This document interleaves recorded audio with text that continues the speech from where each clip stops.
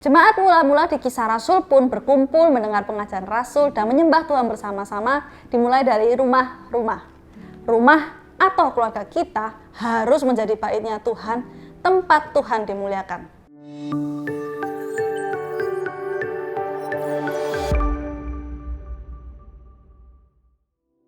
Shalom Bapak, Ibu, dan Saudara yang dikasihi Tuhan. Tidak terasa beberapa hari lagi kita akan bertemu di acara Prayer Movement Revival Starts From Home. Kami amat bersyukur kepada Bapak, Ibu, Saudara yang sudah mendaftarkan dirinya di acara Prayer Movement. Kami juga mau mendorong bagi saudara yang belum mendaftarkan, ayo segera daftarkan dirimu karena kesempatan ini masih terbuka.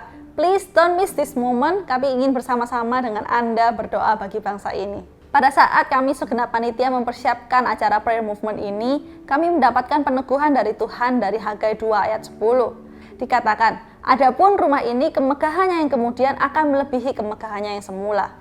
Firman Tuhan semesta alam. Dan di tempat ini aku akan memberi damai sejahtera. Demikianlah firman Tuhan semesta alam. Pada saat itu bangsa Israel sedang mengalami pembuangan selama 70 tahun di tanah Babel. Kemudian pada waktu kerajaan Persia mulai memimpin, bangsa Israel diberikan pilihan atau kesempatan untuk kembali pulang ke tanah mereka yang masih berupa puing-puing. 15 tahun bangsa Israel membangun hidup mereka, rumah mereka, tanah mereka, keluarga mereka, ladang mereka. Namun 15 tahun itu juga mereka melupakan pembangunan bait suci. Kemudian Tuhan mengutus Nabi Hagai untuk mengingatkan mereka. Nabi Hagai menegur prioritas mereka yang keliru. Bangsa Israel memprioritaskan membangun rumah mereka sendiri, tapi kemudian lalai dalam membangun rumah Tuhan. Kelalaian ini juga yang akan menyebabkan kebocoran berkat yang dialami oleh bangsa Israel. Singkat cerita, pada Hagai 1 ayat 14, akhirnya seluruh pemimpin di Israel memutuskan untuk bersama-sama membangun rumah Tuhan kembali. Saudara, memang kita tidak lagi hidup di zaman di mana kita harus pergi ke bait suci untuk menyembah Tuhan. Apalagi di masa pandemi seperti ini, bahwa kita harus beribadah dari rumah kita masing-masing. Jemaat mula-mula di Kisah Rasul pun berkumpul mendengar pengajaran Rasul dan menyembah Tuhan bersama-sama, dimulai dari rumah-rumah. Rumah atau keluarga kita harus menjadi baitnya Tuhan, tempat Tuhan dimuliakan.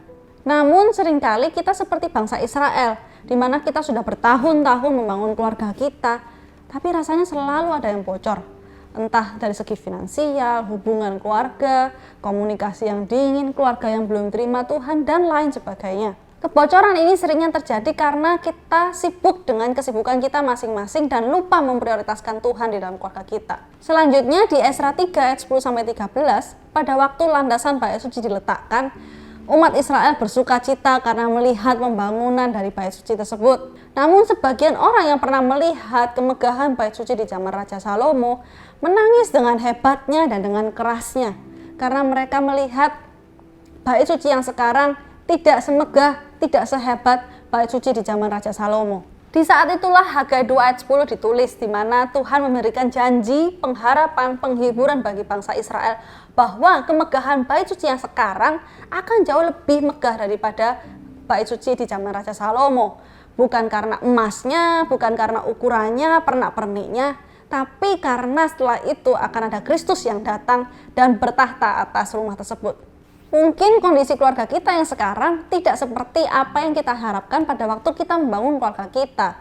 Kita dulu mengharapkan hubungan yang harmonis antara orang tua dan anak, suami dan istri, finansial yang terus meningkat, kesehatan yang terjaga, dan lain-lain sebagainya.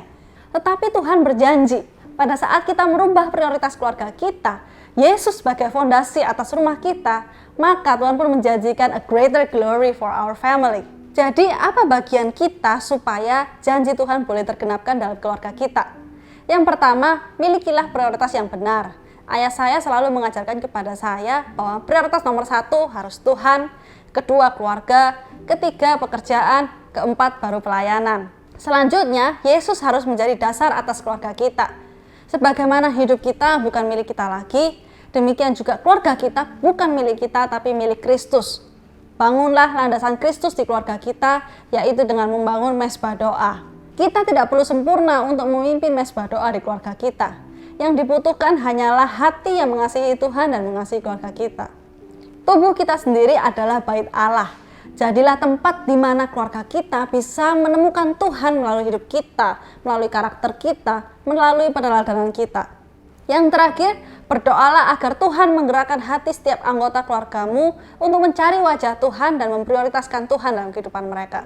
Kami percaya bahwa Tuhan akan memakai prayer movement Revival Starts From Home untuk melawat generasi ini, membangkitkan keluarga-keluarga yang ilahi, membangkitkan juga mesbah-mesbah doa di keluarga kita.